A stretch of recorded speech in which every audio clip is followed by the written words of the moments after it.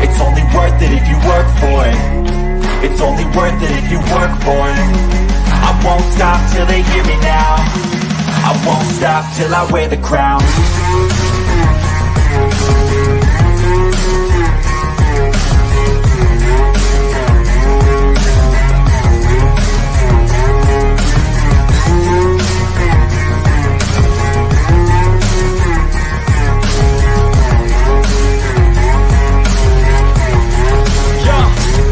Let's go. I'm just telling you to fight for your dreams, but it's not what it seems. Man, it's hard to be seen when everybody wants to be king. Yeah, they all want a ring. Yeah, we all want to be free. Welcome to Lions Nation Unite, where we talk Lions here, and we're getting really close to the 2024 NFL season. We're in the offseason lull period right now, and this is where the content creators, we laugh because we're just trying to come up with S. We're here with my guy, Ant-Man. What's up, Ant-Man? I'm doing good, Mike. Every Tuesday doing a show with you is a good Tuesday for me. So I'm just, like you say, it's that time of year now where things lull down a little bit. It's a little bit more difficult, but if anything, it makes it harder because we have to work harder during this type of the year, don't we? Just so we can come up with stuff that people want to watch. So it's good fun. You gotta get with it all. Everybody subscribe to Aurora Lions UK, the Ant-Man. Everybody subscribe to Raw Podcast as well. These are my two friends. One's in here right now, and the other one is live with me. Also, I don't know if the Ant-Man wants me to say anything, but can we just give some prayers up to my man Ant-Man and his family? The situation occurred today. It's his business if he wants to talk about it or not, but at least throw some love towards my guy Ant-Man and his family. Just say prayers up to the Ant-Man, prayers up to his family. Would be really nice. I appreciate that, Mike. Let's say, I'll not go too much in, but yeah, I've just had some time off recently. Unfortunately, It's not been just sat around doing nothing. But yeah, we lost a member of our family, unfortunately. But funeral happened yesterday. Hopefully now we can move on, go forward, and go strong going on. So this is good to do. This is therapeutic. I enjoy doing this. So I'm back doing the shows now because it's been about a month since I've really done anything. Did the one with you last week. I got the college show starting up again today, which is keeping me really busy. So onwards and upwards. Lion Rumble, hit me up again. It's Tuesday, so Thursday. Let's see if I can get on your podcast on Thursday. DM me like 3 times that day, then I'll remember. Yeah, man, prayers up to the Ant-Man. Guys, that guy's a great dude. And you know what I love about podcasts like this, the Ant-Man, is when you're having a bad day, it gives an hour at least that you're not even thinking. You're having fun thinking about Lions that we all love. I was talking to my girlfriend last night, and I showed her the last drive of the Lions and Rams game. And I'm so excited. Like, she don't really understand it because it's not something that she has been a part of. But I'm like, what you're watching here is like historic. Like, the crowd going crazy like that, the chants, the field, the big play feel of that game, that last drive. It almost puts you to tears, man. You can feel the emotion of it because us Lions fans, Ant-Man can tell you this, we've never seen any, like I was 6 when they won a playoff game. I don't remember that. I don't even think the Ant-Man was alive. So it's so emotional. And it just is such a good feeling. If you guys are having a bad day out there, and I'm same with the Ant-Man or anybody else, you're feeling down and you're listening to this and you're a Lions fan, watch that last drive. You'll feel so much better. It makes you feel good. Exactly. The vibe was just, it's what makes it worth it. Like, you go through so many years of pain and that, and then when the good times start to come, you really appreciate it that much more. Like that Rams game was amazing. Like, I've watched it back several times. You can't beat it. And the weird thing is now this off season, for the first time in forever, like last year, we were, we'd done well towards the end of the year. People were throwing the whole their fraudulent stuff around. We're not quite there yet, but this is the first year in forever where, like, we're talking about Super Bowls. Like, we are genuinely, me and you and everybody, talking about whether we can go to a Super Bowl or not. And do we have the roster to do it? And everybody's gunning for us. And it's an entirely new situation altogether, but it's one that, you relish, don't you? You're just like, we want to go out there. Everybody right now is doubting us. You see Bears fans, they're all over it. Packers fans, Vikings fans. It's a new day for all of them. We're going to go back down to the bottom of the pile. Like, nope, bring it on. Bring the lot of you on. We're going to beat you down again, and we're going to make you feel even worse. I love it. I love it when the back's against the wall. Oh, hey, what's up, Lisa? In the building, one of my faves here. Lions Rumble, Devin Davis, Chrome, Rocky, Kurt, Brent. Hey, Lisa, I got to hit you up. Personally. Remind me to do it after the. Oh, you know what? I'm going to do it right now while I talk because I got to tell you something that I think that you'll find that very interesting. That has nothing to do with football. But again, show love to my man. And if you guys, but before we really jump to the show, if you guys want to start a podcast or talk Lions and you think there's no way it can happen, it can. Just do it. I got so I'm on 96.1 FM. Yesterday, I do my normal ESPN radio talk, and they had a guest person in there. Crazy enough. So I get out. I didn't know who the guest was. I just knew his name was Ben. And he's like, hey, it's Micro Mike. I've been on live streams with him on Facebook Live. So he is now the alternate host on an ESPN radio show just a year ago, just like me, was just talking sports on a podcast. So if you want to do it, do it. You can. You just got to put the grind in. You got to put the hard work like the Ant-Man does, and it will happen. Any one of you guys, put your mind to it. You can do it. Hit me up too. If you really like it, I'll always bring somebody on. So I don't care if you got 1 sub, 0 subs, or 10 billion. I like talking football. That's the whole point. So let's get into this show, Ant-Man. 2 Lions preseason games to be broadcasted on the NFL Network. There's only 3 preseason games. So the Lions are going to be featured on preseason. Now, look, preseason sucks, but not for Lions fans because we got Hendon Hooker and a lot of players we got to watch. And I know you diehards are like me and you watch every single roster spot like the Ant-Man to see who's going to make it and who's not. And to having Hendon Hooker on the NFL Network is good. If he comes out there and performs well, that's only helping the Lions' value out there, man. Exactly, and for me, this off-season, excuse me, the preseason games, they feel a lot different than they have in some time for us now because the first few years of this rebuild, we've been starting from scratch. You know, we've been throwing guys out there who are, you know, guys off the street, undrafted free agents. You know, we've just been sending lots of guys out on the pitch. You were just not going to see time on this team. Mm-hmm. Now we're going to start seeing a lot more guys who we expect from because how the drafts have gone and that we are now drafting, not just Brad doesn't draft guys who hit right away. Yeah. He's drafting guys for the future. And like you think this year, how many guys is this preseason going to be crucial for? You're looking Colby Sorsdal, you're looking Broderick Martin, you're looking Hendon Hooker, you're looking at all these guys like Antoine Green, even. Yeah. A lot of these draft picks who haven't made the team yet, who haven't made their mark just quite yet, but this is real for them now. We're not just fielding scrubs who we're never going to see again. We're fielding the guys who need this game time and who are pivotal to us going forward. And it's going to be really vital that these games get them a lot of reps. You see some good stuff from them. You see them continue to improve. Like we've not had this in a long time where we're putting lots of guys out there who genuinely need this rather than just throwing bodies out there and hoping something sticks. Like it's a critical time for so many people, even guys like Levi. If he carries on playing as well as he is, this preseason's big for him. I just feel like there's a big laundry list of players who I really care about what happens in preseason this year, as opposed to most years gone where we wheel the starters out one day. That's it. I don't really care beyond that.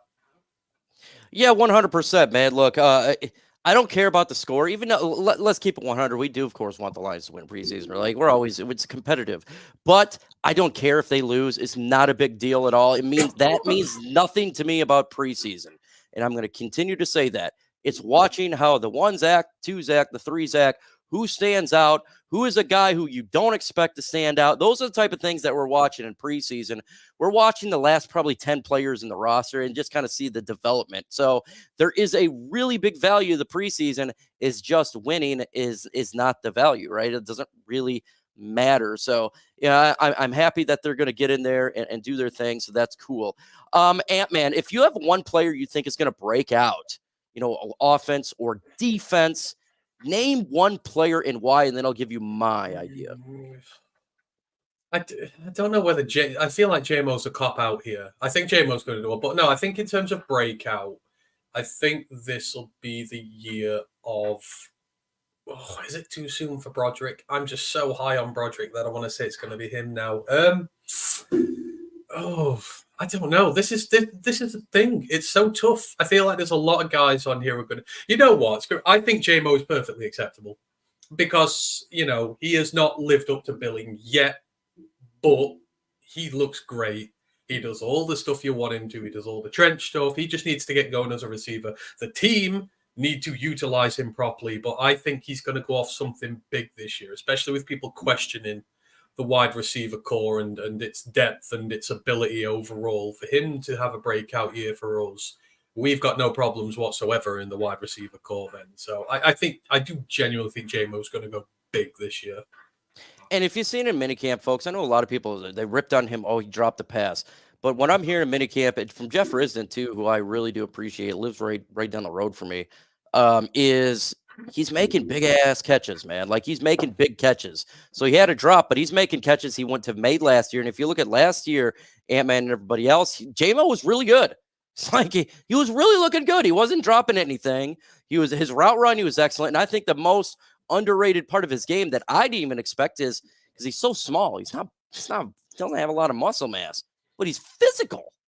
And I think he got that from Amon-Ra St. Brown. Watching how physical St. Brown is when he's going to go up against wide receivers. This dude is like a mauler, and I think he's starting to learn from him because when I watched his Alabama tape, it wasn't like that. So now he's getting a little bit more physicality. Of course, we knew about that in the run game, but even the catching the ball, he fights for it. So I love that. That's what I mean. He's got all the fundamentals to be a great receiver, and especially on this team. We always say, no block, no rock with this team. It's the genuine thing, and nobody blocks better than J-Mo, apart from maybe amon-ra, but he's king at that. But he does all that, off-ball stuff that you need him to do. And as far as I'm concerned, his attitude has been absolutely fine. I just think he gets way too much tap for stuff that happened earlier on, but all it requires for them now is for them to use him. And like I say, I know I'm sort of a lone voice on this, but I think the team have misused him. Like, they just throw bombs downfield. Goff, it's not his speciality to just lob bombs down the field to him all the time. You just utilize him. Like guys use Deebo Samuel and Tyreek Hill and guys like this. They don't just throw it down the field all the time. They get the ball in their hands. They get the confidence up. They get him on crosses. They get him on end arounds. We do it with him. Do more stuff like that. Be more inventive. He is a Swiss Army knife of a weapon. Use him as such. Don't just try and go for the big stab all the time. Use all the little, effects you've got on there. Make the most out of him.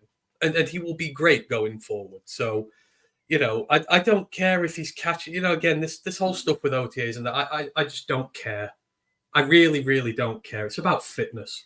As long as J-Mo's healthy and fit and showing that he's got that part of it right, then let's get to preseason, then let's see what he's doing. That's the important part with it. So I'm going to do a breakout player here. It's defensively, and it's a name probably may not even really think about. We think about defense, talk about Aiden or Terry and all that.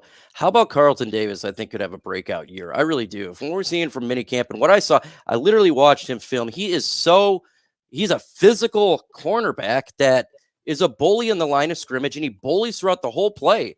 He gets grabby. And look, I know he's probably going to get some, personal foul or whatever that, or pass interference because of that grab. But this is something that we thought Cam Sutton was going to be last year. We thought he was going to be that number one guy and be a guy that stand out. I really believe Carlton Davis is going to do that this year. And what's interesting here is because he is a good corner.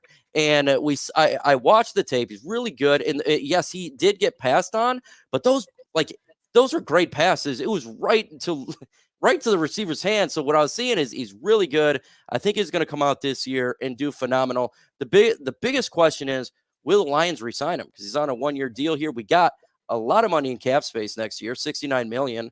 So, I mean, they absolutely could do that.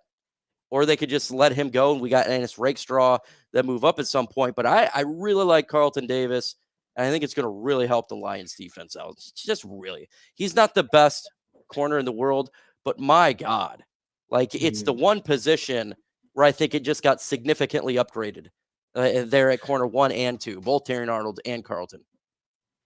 I think that's a good call, and I think that's the great part about the corner room this year. Like having the two rookies and having the two vets. Like if your rookies fail. Well, if your rookies don't have a good first year, but Carlton Davis and, Eric, they ball out, you're covered because you don't need those rookies to take snaps all the time. You've got some good, and you can sign them for good money and keep the room together.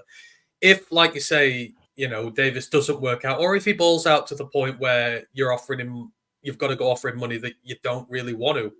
You've got Rackstraw and Arnold right there. You don't need to pay him. Let him go get his money. Let him earn his bag. You are sort of covered. You're not forced into a position where you've got to sign them because they're going to hold you over a barrel because they know you've got no better. So 100%. I feel like that's a good room. I just want to quickly shout out as well in here. I don't know why I didn't think of it before, but James Houston. And I'm beginning to get very concerned by the discourse about him in terms of how Lions fans view him now. Because it's like I've been seeing stuff like saying, Matthew Betts might be a better option at this point. And I'm like, come the hell on. The guy plays against postmen in Canada. And I don't care how good he's looked in OTAs and that. Most of the starting O-line aren't even there. Houston has done it in the NFL. And, again, he's going to be fully healthy this year. He's got nothing stopping him. Hopefully, he's going to be back to 100%. We're going to be able to fit him in the system properly. I don't care if he's just a designated pass rusher. I don't care if the drop back coverage stuff and that isn't great. If you've got a guy who can go out there and get you 10, 15 sacks in a season, which he can, you find a spot for him. You don't be too clever. You don't go, well, I'll take a guy who can do other things better, but he's going to get 2 or 3 sacks. Just keep your stars. This could be his year as well. Having Davenport in the room is good. Having Pascal in the room, it means we can utilize James Houston more in situations that are better for him. Just get him back out on the field, get his confidence back, get him playing well. Houston needs to be on this team this year. And any verbiage around that saying that we should be taking the likes of Betts or someone instead is absolutely crazy. It just should not be happening. That would be stupid. That would be a Bob Quinn thing. That'd be a Patricia thing to do. So I want Houston to break out big this year too. We do have an interesting move that is happening for the Lions defense. And there's a player that is emerging that no one expected. And he's doing really good on the defensive line. Not only do I think he's not going to make the team, I think he has a chance to get some real playing time here from what I'm hearing. And it is a player that we've never talked about, but he is having a phenomenal minicamp. He's shown speed. He's shown a move on the defensive line. Mitchell Agood right now is breaking out at minicamp. He did in OTAs as well. Continue to hear this name because this guy is doing such a good job. We'll see in training camp if he can do it. I tell you what, if our goo comes in here and is a lot better than we expect, maybe we don't have too much of a problem at edge. We're going to monitor this, though, because it's a real deal. It's a real thing about this guy doing good. So this could be the darling of training camp of 2024. There's always a darling. That could be the one. Also, Ant-Man, the Detroit Lions did sign a player, Ben Neiman, linebacker, formerly of multiple teams. He doesn't have much stats in the NFL for 6 years. He's got 154 solo tackles, 1 forced fumble. That's really it. He's a camp body, in my opinion. He's going to be he's right now second to last in the linebacker depth chart, sitting at 6 or 7. What do you think this guy can bring to the Detroit Lions? Do you think it's like me? It's just a camp body. See, this is fighting for the Anthony Pittman spot. That's what, because he is a vastly experienced special teamer who's good in that regards. And if you need to throw him out for a few snaps, if you're in a blowout win or something, then you can do that with him as well. But it's the special teams only. The red flag is this is his 4th team in 4 years. The odds, one team might miss his potential. 2 teams might miss his potential. But when you start coming to 3 and you're on your 4th team in 4 years, there's generally a reason why. And I think a lot of other teams will see him that way. He is a guy who can be a rotation guy at best, but he's there to help your special teams primarily. So, this isn't, I'm not worried for Barnes. I'm not worried for Rodrigo. These guys are in the eons above where this guy's at. So he's fighting for Anthony Pittman's job. It's fine. You want these guys in to challenge, to push. Our special teams units are always really good. So if he can produce that way and he can be the last linebacker on the depth chart and be in there, then great. Fair dues. But it's not going to bother us on the front team. Shift God, hashtag, do you think AG will turn Arnold into what he turned Lattimore into his rookie year? Well, yeah, I think Arnold's a really good player. I'm loving what we're heard at OTAs and minicamp. He is actually a first round talent at cornerback. That's not Jeff Okuda. This guy is a good player. He is smooth as a mug when he's turning his hips. He again uses his hands, and he's confident, the likes that we haven't seen since Darius Slay. I think this guy is going to be a top 5 cornerback in a couple years. Once he develops fully, he's going to be he's going to be up there with the Jalen Ramsey's, of a couple years ago. Jalen Ramsey, a couple years. He's going to be a island guy. I really do. What do you think about the future of Terrion Arnold? Do you like me? I think the world of this player. You know what? I do as well. And I think I said this last week. I am long term convinced that we are going to see the start of something special here in our secondary. I would just pump the brakes on it happening too soon. We have gutted our entire room, our entire corner room, and it's very rare, like when you bring an entire new room in, for it to just gel right away and to look the part. So I've seen power rankings saying, well, we've got one of the best corner tandems in the NFL and stuff. It's like, no, we don't. Much as I want to be a homer to my team, we don't, because we've not seen any of them play. We haven't seen it play yet. Yeah. And we have been burned way too many times by corners. Like when Justin Coleman came, like, oh my God, one of the best nickel corners in the league. This is going to be amazing. Right. And he sucked Donkey Kong. And there were I've been burned way too many times at this point to be just like, right, they're going to be great right away. This is a mixture of new guys and rookies. They're going to take time to bed in. And like I said, we read out the list of receivers they're coming up against in the first month next year. It's insane.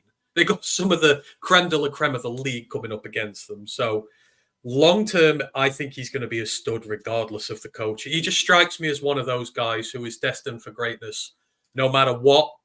Like, I felt like that way with Penei Sewell. Like, Fraley's a god, but I feel like Sewell could have had no O-line coach and he would still be a Hall of Famer one day. They just have that aura about them.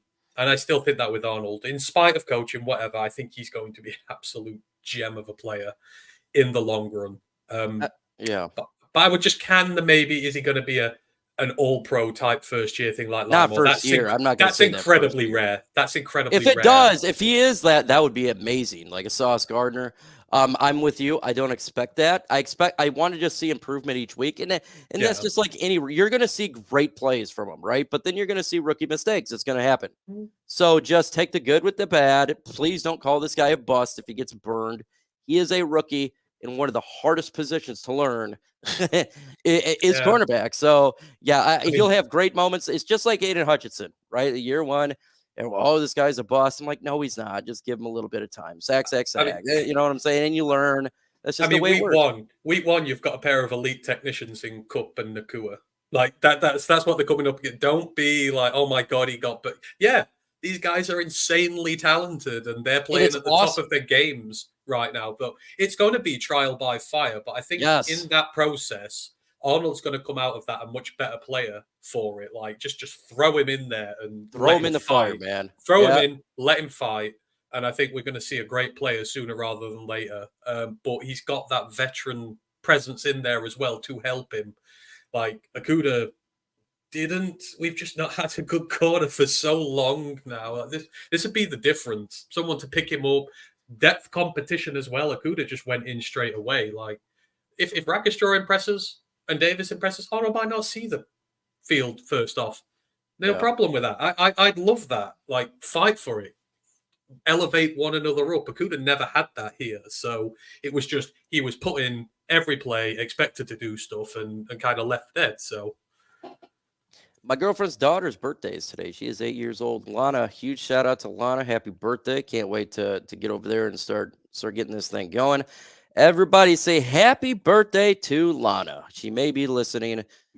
Say a big happy birthday to this big girl who I think is really, really special. For sure, if you got questions, throw it in the comment section. We're going to just go ahead and open it up right now. And that's exactly what we'd like to see. Davenport, Pascal are big ends. They should be used in more running downs. Do you agree with that too? I definitely believe with Pascal. He's really good as I think he's really good as a run defender. I'm yet to see really about Davenport, but what do you think about that? More of the big ends to stop the run.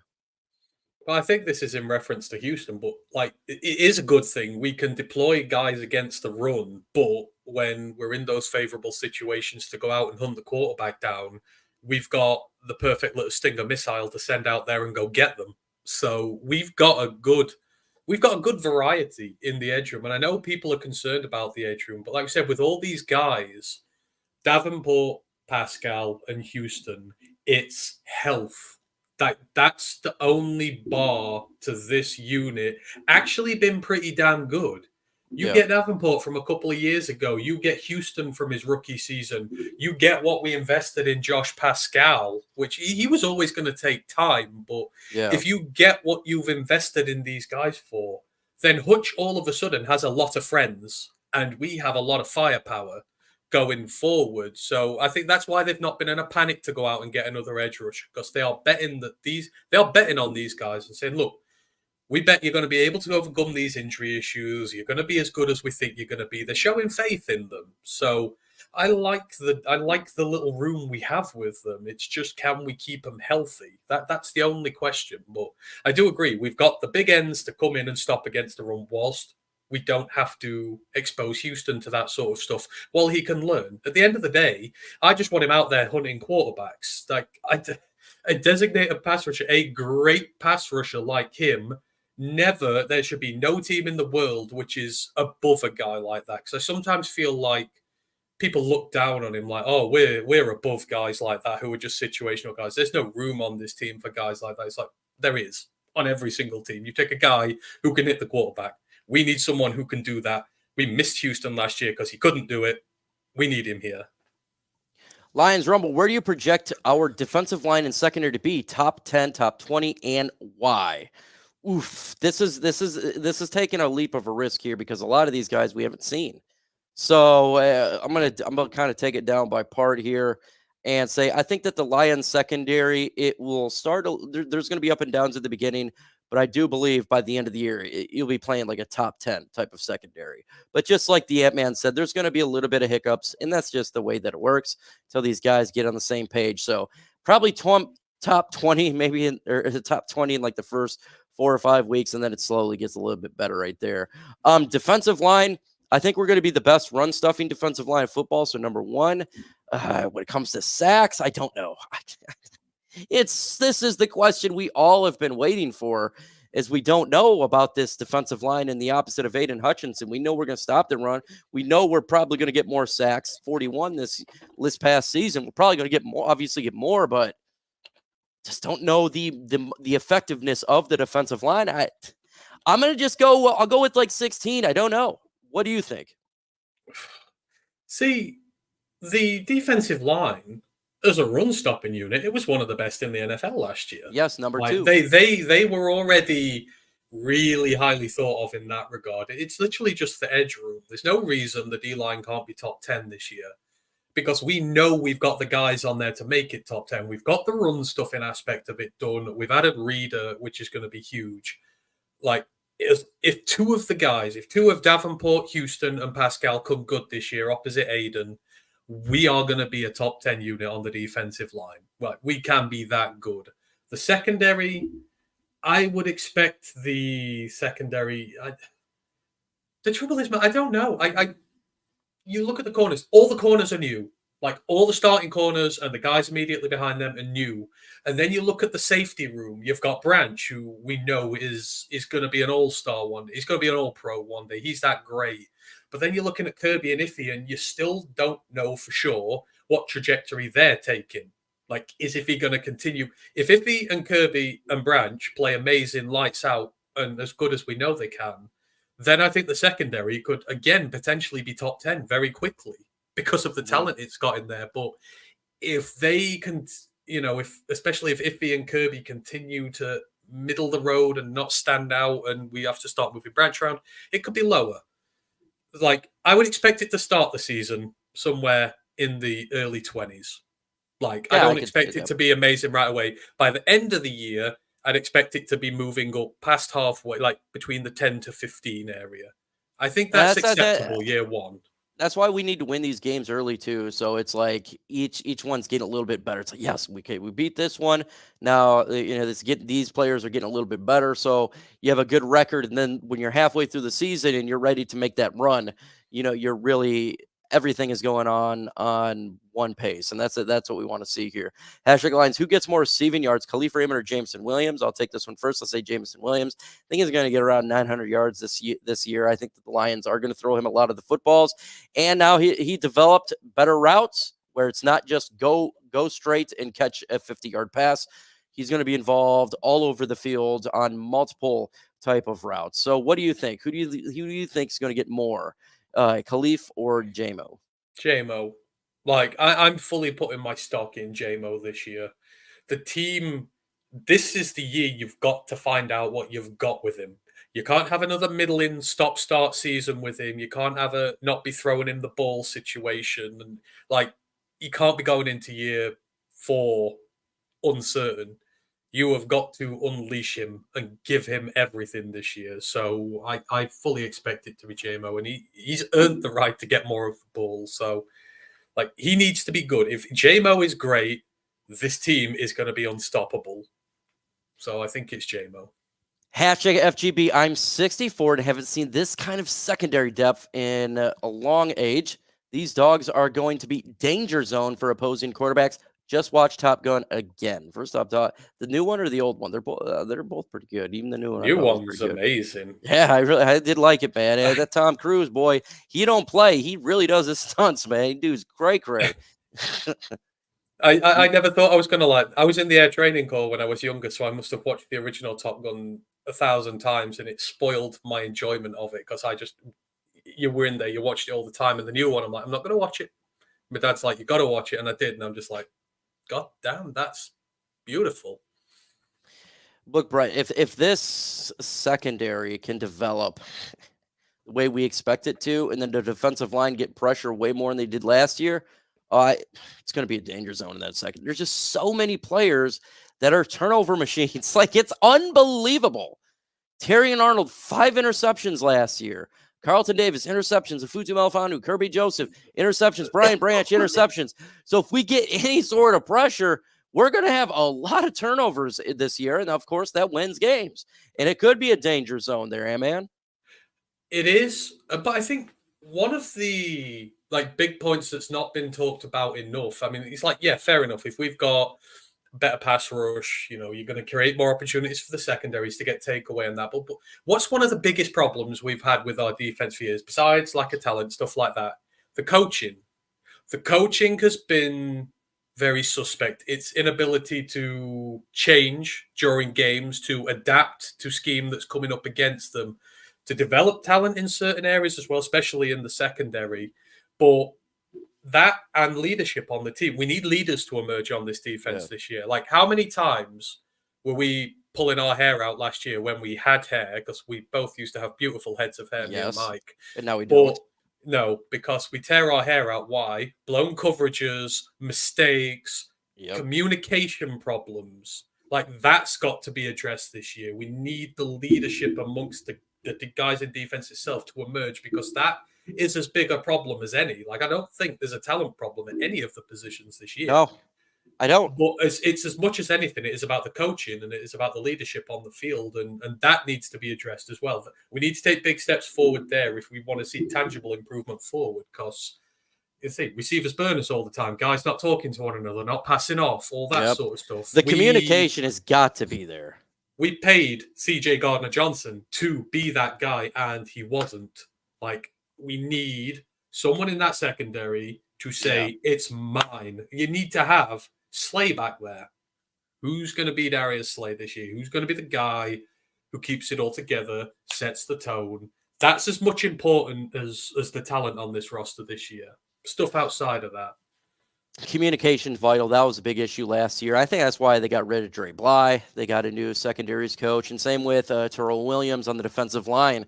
They addressed and got rid of those coaches. And so what we're hearing about Terrell Williams is he's great. I really hope that, he can get the best out of these guys, and same with the new secondary. But like you're saying, if these things can come together, this team's going to be ridiculous, man. Like, we're talking about an offense we know is the top 2. I'm going to say it's the top 2 offense in football. Special teams has always been good. And if that defense just can take just a little bit of a jump at, man, we could be hosting a Lombardi trophy. But like you said, it's about health. It's about the little things too. It's so difficult to get to a Super Bowl, but this talent is good talent. It may not start out, and you may think, oh, it's not starting out great, but it's a really good one. Do you think the Lions violated the rules on purpose? No, not at all. I don't think so. I think it was one mini camp practice we lost. They probably just went over minutes on something. That just really is. A lot of teams do it too. We just got caught. Remember, there is officials at practice. That's probably how it happened. But no, did they do it on purpose? No. I mean, we've not had any. I don't remember us losing anything else to issues like this. Yeah. Like, if that was happening every year, then you'd be like, yeah, they're probably. Yeah. But again, like you say, things happen, especially when you're training, you're dialed in, everything's amped up. It's easy to forget sometimes. And so, and like I say, what are we missing? Not much. Like, one practice. Does anyone think one practice is going to make or break our season? No, not at all. No one cares. No, it's just been funny seeing the overreaction from other fans. Oh my God, they're cheating! All this, like, no, we're not. It's just, God, we're an easy target. I love it. I love seeing these overreactions and stuff like that. If you're not a Lions fan, you're saying this. Mike Florio is a Vikings fan. He's not a big fan of the Lions. He says every team does this. It's just dumb. So yeah, if it's just like the overreaction sometimes of things. Who cares? Just one practice. It's not going to change a thing. Brent DeWitt, if he's going to ball out, how many sacks, interceptions though? If he stays healthy, this is different because Brent. This is difficult for me because we don't know how they're going to use Iffy. Iffy last year, yes, he was doing a lot of sacks and they're doing a lot of safety blitz. I don't think they're going to do it as much this year because we have a lot more talent in the secondary. I think they did it because they really have much of a choice because they couldn't get pressure. They had to do it somewhere. So I don't know how many sacks. I think it's going to be less, maybe like 2 interceptions, 3 interceptions from him this year. Sacks, I'll just do a handful, maybe like 5, something like that. I know Lee McNeil had 5, but throughout a whole season, I think that's relative. What do you think? Oh, I think it could be sneaky good because you found his ability here. I mean, what was it? It was like 3 sacks, 6 tackles for loss, 5 quarterback hits. Like, that doesn't happen. It was ridiculous by accident. So if you are going to, like, if you're bringing him up into press and you're going to sort of shadow disguise him and that, it's going to cause problems for the opposition. Don't just stop him doing it because we've got the weapons now. Add to your weapons. Like, I would be bringing more packages, bringing him up to the line of scrimmage, making teams go, "Uh-oh, what are they doing with this guy?" Because he is athletic enough to stay with the guy off the line of scrimmage and to come back into coverage if he needs to.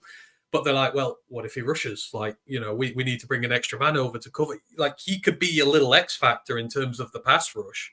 So I would actively go out and use him in this way. I think he could do similar again. I think you could see sort of 3-4 sacks, maybe the same interception wise. That's not a bad season for a safety as long as he's good against the run. He stays healthy, again, predominantly more than anything. I think that's a good season for him. So I fancy him to be sneaky good. I think he might get more sacks than interceptions this year. I mean, I think the world of Iffy, 110. Like, look, man, I think he is, for the Detroit Lions, he's the comeback player of this last year. How he came back last year out of injury, and it's just like he sucked. All of a sudden, he was all pro. I have never seen a change of a player like that so quick. It just came together, and I don't think it's going to go backwards. I just think everything came together because I was listening to him speak, and what he says is 100% true. He goes, I was looking at all the the playbook, and I was just it's hard to think about all this. There's a lot of confusing. Then all of a sudden, one day, I just knew it, and now I'm reacting. And that's exactly how football is. If anybody plays football, that's how it is. So I do think I think the world, I just don't know how much they're going to use him like they did last year. Look, if they do, I'm cool with it, man, because he was balling. for sure. So I think the world of Futu Melifonwu. People And forget. this dude was playing all pro the last 5 weeks of the season, man. He was playing like it was ridiculous. I was like, I loved Iffy. I didn't know he was that good. And I liked him. I was like, God dang, now if he keeps that up, he's going to be an all pro. People forget how much of a stop-start career he's had as well, because when he first came here, like I was vehemently we played at outside corner. I still think he's good there. I still think he could do a job at outside corner. I didn't like the move to safety, but just as he was looking good at outside corner, he injured himself against what was it, the Seahawks. He was out for ages, that set him back. And then they move him to safety. He's got to learn an entirely new position. He's got to start from scratch again and work his way up. It's like it's not been easy for him. Just every time he's got going, he's met another hurdle. And you saw kind of last year, that's where he could be now that he's healthy. He's getting a lot of game time and he's getting the ability to go out there and prove what he can do, that he's actually pretty good. He was good all along. He's just not had the window to be able to show it. Motown says that's because you can't evaluate talent. If he never sucked, he was their best cover guy. Numbers showed it. Play it. Just injury issue. Get healthy. People started noticing. I actually said the Lions were going to draft Futu Melifonwu. I actually said it was the biggest pickup in the draft. I was very high on Futu Melifonwu as a cornerback and now as a safety. So if I can't evaluate talent, I actually had him in my mock draft. Matter of fact, I'm 8 for 8 in my first round picks since I started YouTube. So apparently I cannot evaluate talent. I'm the only one that said the Lions are going to trade up and get Terrion Arnold. Can't evaluate talent. Next time you come at me, you better come with the facts because all mine's video recorded. You just go there and look at it. So yeah, Mine is too. I'm quite confident with this. You go back and check my back history. Jesus, man. Loved Iffy since day one. I love this since day one. I had him in my mock draft, and I said this guy is going to be epic. You should have heard the rant I had when they moved him to safety. I was furious. I said this team have been misusing him. Like I hate came together. So can't evaluate talent. You must be a new subscriber. There's a reason why I got 66,000. It's not because I just make stuff up. Maybe because that's what I do. And same with the Ant-Man. He spends countless hours a week evaluating college tape. So when you're spending, I don't know, I probably say what, like 30 hours a week. That's what you do. And he can evaluate talent. That's why he's on this show. So here, Iffy is ready. Been talking to him all off season. Yeah, man, I'm real excited for what he's going to do this year. I'm really, really excited. And I think, dang, man, if he does what he did last year, he's going to get a big contract too, because I think it's contract year this year. And so if he's going to be a big piece this year. I think it's the scary thing about this team for others. That we've got so many of these players who haven't fully tapped their potential yet. Like we've just been to an NFC championship game. We've seen the best of what Iffy can be, but consistently, we've not seen the best of what he can be all the time. Derek Barnes, we've not consistently what he can be the best all the time, but we've seen it last year. Like he's progressing, he's getting there. And then you've got guys waiting in the background, like you say, your second-year guys. You've got Sorsdal, you've got Martin, you've got all these guys ready. You've got Campbell, who's going to get better in year 2. And you've got our perennial all-stars, Amon-Ra, Penne, all that guy, who's just going to keep better. Like, you have not even begun to see the weapons at our disposal yet in a lot of cases, because for whatever reason, in most cases, it's not been the player's fault. It's just been the lack of development because of hindrances like injuries and not being playing and stuff like that. But we have so much more to add to this team, which wasn't even in the draft, that people still don't know about. For me, that's what makes this team incredibly dangerous and slept on. Mm-hmm. Like, if Iffy's great this year, if Barnes is great this year, if JMO's great this year, and all things are pointing to the fact that they're going to be really good, like, no one's talking about them. But we've got all these other guys in there. So we are an incredibly dangerous team, and everything is coming together at the right point here. And then we've got a whole new bunch of draft picks just waiting to get in and start fill the holes and flow the depth chart out more. Anthony, when is the next college football podcast? That is starting again today. I'm recording it today, Brent. I apologize, but I'm getting a new computer system in so I can start doing them live again. But literally in about 45 minutes, I'm recording the first episode. So it'll be out tonight. So look forward to that. JT Massive Purpose says, we are about to see one of our best defenses ever in Detroit. Hungry, very hungry. 2014, we had a really good defense, number 2 ranked defense. Look, if they can get anything near that, oh my God, I came to Lions, like they're going to have the number 1 seed. We know what the offense is going to do. If that defense is anything like a 2014 defense, it's man, it's going to be a heck of a good year. Heck of a good year. This defense will propel us to a Super Bowl. What do you go ahead, man? I thought you were about to say the Tease Tabor defense then. I thought you were going to say that is the best one ever. So, my God. We've had some bad defenses over the year, man. Oh, my goodness. It's weird, isn't it? We had a great offense, but our defense was cheeks. It's weird, isn't it? For the most part, they've been terrible, but then there's just the ones that were just sublime and great, and they just defied all expectation, and then it was just bad again. But this genuinely feels like longevity now. You think we've got contracts over so many of these guys, rookie deals, like, we can keep this defense together for a long time, and we've given the area of need the most investment in there. So this could be a great defense for it. It might not be a one splash thing like 2014. We could be seeing this for the next 2 or 3 years. Oh, like I think last year it showed, like it was just so nice seeing us stuff the run. Like that was great. I thought last year's defense was pretty good because like you saw all these top tier running backs, offensive lines couldn't do nothing against us. Nothing.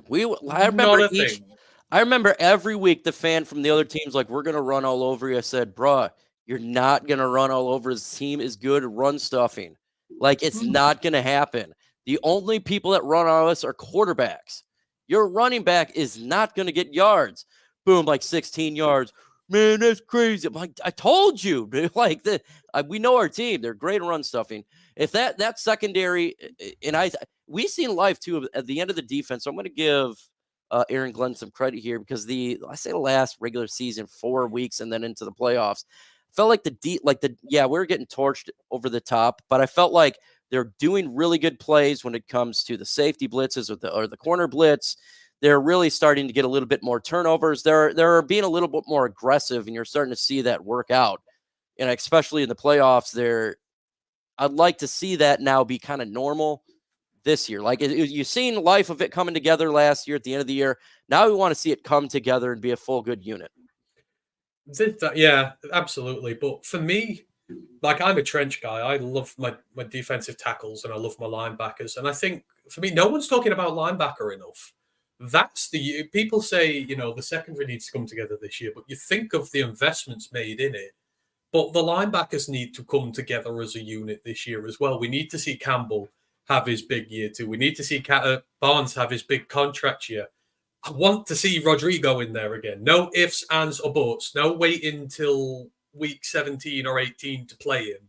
Like, I want all these guys to get them game time because we may have a linebacker core for years into the future with these guys. Like, Campbell's going to be your green dot leader when Anzalone's done. He's going to be the leader of your defense for the next decade. Barnes is going to be the guy who you can blitz, who you can do all sorts of great stuff with against the quarterback. And Rodrigo's your enforcer. He's the special teams expert, but he's also a great first teamer in there as well. I want to see that unit gel together this year for life when Anzalone is done. But Anzalone's still going to be in, and it's going to be great. But for me, the linebacker, that's as big a unit as any that needs to get its act together this year and solidify itself for the long-term future. Wolf Alliance Sports talking to Bill. You subscribe to my man Mike Jones there. He does a lot of good work there. He sells cool shirts. He gave me one. It's a Wolf Alliance. Make sure you subscribe to my man Mike Jones. Who? Mike Jones. And he brought up Aleem McNeil, and I thought this was funny because I just read a thing that they would like to put Aleem McNeil at fullback. When I heard about this, my answer was yes. That is it. Yes. Put Twinkle Toes at fullback on some plays if it's like a 4th and 1. I want to see it because the guy he's physically strong, and I would love to see him run behind that offensive line for like a yard. Man, those defensive linemen, like, hell no. Nah. I'm going against the best offensive line in football now. I got Twinkle Toes and Lee McNeil. I got to stop. Oh, that would be great. That would be absolutely fantastic. They used to put him in the offense because I'm an NC State fan, so they used to put him in the offense there, but they put him on the line. It's like it's the one thing I wish the NFL would adopt from college football. Like you're in the 5 yard line, you're running the football. Bring your defensive tackles in on the offensive line. Like you just put every big, massive man that you've got in there and run over them. Screw these bad swing tackles we've got. Put them on the offensive line and run over guys. But I wish they'd do more with the DTs in that sort of situational scenario. Why not, man? These big, like, exactly. I don't know why all they you don't. gotta say is put both your hands on the ball. And you know the big guys, they're just going to hold it as hard as they can. And all they got to do is take 1 yard. You know what I'm saying? So give it a try. There's a lot. Do you think that a lot of linemen are going to be able to stop a Lee McNeil 1 yard going against this offensive line? No. I think it'd be close to similar to what we see from Philadelphia Eagles using their running back or their quarterback as a running back on 4th and 1. Jalen Hurts every single time. I think it'd be a situation like that where you're probably going to get the yard 95% of the time. See, I'd just be proper old-fashioned. I'd go triple option wing T stuff and have people pushing him as well. Just like I put Skipper with the ball and guys pushing him over as well, like the old-fashioned version of the tush push. I'd get the wing T involved and do that. Like, I think you should be able to have a bit more fun that way, and because it works at college. Here, this is what I'd love to see, because this would screw up defenses. 4th and 1, Hendon Hooker is your quarterback, and Lee McNeil is your fullback. What are they gonna do? It's nothing but run the football on you. I think that'd be cool because I want to see Hendon Hooker come out in specialty plays every once in a while this upcoming season just to see how defenses react because he is mobile. So I think it'd be fun. Just not all the time or anything, but every once in a while, a special kinky play like that. Like they do those jet sweeps, they get Jameson Williams, or they do the play action to tight end Sam Laporta. So those are the type of things I do like to see. So it's gonna be fun if they put him on the field like that. So we all like we always like funky plays, man. We always like it, man. So that's our thing. You may have to double Reader and send in chip block.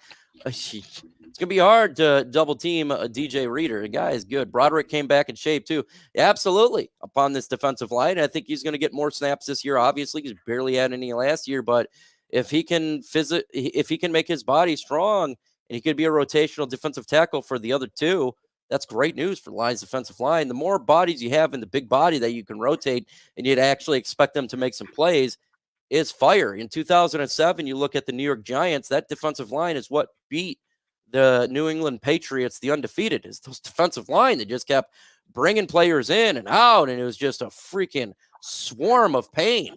And so I would love to have that for the Detroit Lions. Like if you're telling like Joshua Pascal, he takes that step like Iffy did last year, or you see like a player like John Kaminsky make a jump like we've seen from other players such as a Derek Barnes, man, this defensive line could make a massive step if it does that.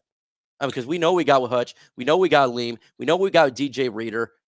Do we have a guy who can come in between those two and help out? And is there somebody else that's going to step up on the pass rush? If that does occur, Lions are looking good there, Ant-Man. Yeah, Broderick's in a great position to be able to come in and take some of those snaps this year in rotation and have a great guy alongside him to help him learn. And, I will argue this point until I'm blue in the face, but like that's the sort of stuff I do want to see in OTAs. Broderick has come back. Yes. He's in shape. He's like, you want the conditioning to be right. You want the attitude to be right. Like Broderick is very athletic for a man his size already. I did his college tape last year. Like the dude runs side to side so quickly already. If he's getting even leaner, like he is surprisingly nimble. And he's going to be a menace in that center, but he was always, and I will say this again, always going to take a year to adjust to the NFL. This hyperbole about him being a bust and how he didn't see the field is crazy. He spent his entire career in the FCS and the CUSA. You can't just come up to the NFL and start bodying starting caliber offensive guards and centers and stuff around when you've been facing that level of opposition. You've got to adapt. Which is why him being able to sit and adapt and work the way he has is going to perform wonders for this team going forward because he will be in when he's ready. Not too early, when he's ready. What I like about Brad Holmes and his philosophy and what he's doing here is very smart. So the first couple drafts, we're getting plays that's going to start right away.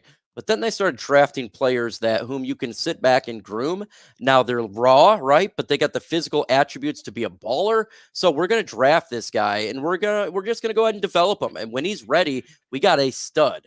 And I think that's what they did with Giovanni Manu this year. Like, the guy is physically dominant. Like, he is fast. He's got athletic skills, the likes we haven't seen, but he doesn't have any sort of good technique right now on that offensive line. So they're just going to go ahead and sit and develop him. And when he's ready, you got a physical beast out there. So it's okay to develop some of these players that may not get a lot of time. That is the whole goal of Brad Holmes. You have your starters, and now our roster is really good. We can develop some guys and have elite players maybe when they're developed, i.e. Afutu Melifonwu, i.e. hopefully Broderick Martin, and maybe Giovanni Manu in a couple years. And Sorstal, like, the whole point of getting Zeitler Yep. here for a year is to keep that right guard spot occupied and, you know, ready to go at an elite level. But you're now in a situation where you don't have to rush Sorstal again. You can just keep developing him. Hopefully this time next year, depending on what you want to do. I mean, I played Mahogany myself, but he's going to be ready this time next year. Zeitler's going to play well for us. He's going to go into the sunset and probably retire or maybe have 1 year somewhere else. But there's plans in place for all these guys. Sorstal is not quite ready. You get Zeitler for a year. Next year, he will be ready. And that pick will pay off. And you'll have Sorsdale, Mahogany to see who wins it out, right? Exactly. You have just got to wait with some of these guys, which is the whole point of it. You've just got to wait. And those investments pay off in the long term. And we'll see that. In some cases this year, we will start to see that. With some of the guys, we'll have to wait 12 months, but there you go. Next year, you know, Sorsdale, Mahogany fight it out for the Zeitler spot. Whoever wins gets that. The other guy can still develop when Graham Glasgow is gone. And if if the other player is not developed by that point, you have options then to draft another one, right? So, but the plans are there and you can see it. And it's very smart, and it's keeping our camp really low right now, 40 million in cap space, and next year 69 million in cap space. The plan is working, and it's magnificent. We got go ahead. It is, yeah. And you look at Broderick, the same. We're going to have a contract situation with Aleem McNeil next year. If you can't pay him, we should. But if you can't, Broderick's going to have 2 years under his belt, ready to go. And to be honest, I see the similarities between them from when they've come from college, what they did, stats-wise, etc. He might take a little longer to get there in Aleem will, but your succession plan is in place if you can't afford to pay them. Now, the Lions should pay Aleem McNeil whatever the hell he wants. I believe that. But, again, playing chess, if it doesn't work, we've got the next guy ready. 100%. Yeah, exactly. He's not a raw rookie that we're responding. You know, if Aleem doesn't sign a contract next year, instead of drafting a guy like Broderick, panicking and throwing him straight in, we've had him sat 2 years, waiting, learning. Makes it safer. And that's the plan. They have short-term plans and they have long-term plans, and they're working out really good. $5 super chat by Brett Redzel. Is this the year that Hutch gets 20 sacks? What is your thoughts? Thanks for that super chat. You just got that ultra combo there, Brett. I'm not going to go 20. I'll go with 15. I think he can get 15 sacks this year. 20, it'd be like defensive player of the year type of numbers. Could he do that? He could, but I'll go with 15. What about you, Ant-Man? Oh, he's going to save the 20 sacks for his contract year, and then we're going to have to pay through our nose for him. I hope we pay him a year early, like we did with Panay. Let's do the same thing. Pay him 1 year early, because if we wait, he is going to be the highest paid defender in football, and I don't want that to happen. No, I think we're going to see around the 15 mark from him. 15, and I think that's fine, because I think we can spread the sack. Like this and defensive line next year. We're going to get sacks from the interior. Hopefully, if the edge rotation lives up, we'll not need to have 20 sacks. So I think he's going to have just a really damn good year. But I think his MVP stuff is not here just yet. So, like, the next contract's coming up. Aiden Hutchinson, okay? Levi and Wuzurike, we're going to keep him here. Aleem McNeil, right? Those are coming up next year. I know we got $69 million in cap. Some of that money is going to be going to those guys. Taylor Decker, yep. So, you know, they got the plan. It's working out. We got cap space. Lions looking pretty. Ant-Man, tell the folks where they can find your channel. So you can find me at Roar of the Lions UK. We are a group of Detroit Lions fans from across the pond. We go live on Mondays. I do a show on Wednesdays. Usually it's college football podcast. We do all that sort of stuff as well. So if you want to come and hear about Lions and college football from a British perspective, then come check us out. We'd love to have you all there. With that said, folks, everybody, thank you for hanging out. Adios. I feel nauseous, believe me. Never had a lot of shit come easy. Had to work hard, struggle just to be me. Had to rise up just so they could see me. Did what I had to do just to feed me. And what was left over I put towards my dreaming. But the only thing in life that has meaning are the things you gotta work for, believe me. Take into your hands a plan. Your own hands can land your own brand. And damn, I feel like no one takes accountability. They want the credibility, convincingly unwilling to put in the hours it takes to get some power. Don't be fucking sour. Take a cold shower. Scream until you're louder. Work until you're prouder. And all the doubters, they're just your downers. I swear to God they all let me down. I always fought just to wear the crown. I'm off at these fucking clowns who were all taught they deserve an ounce. It's only worth it if you work for it. It's only worth it if you work for it.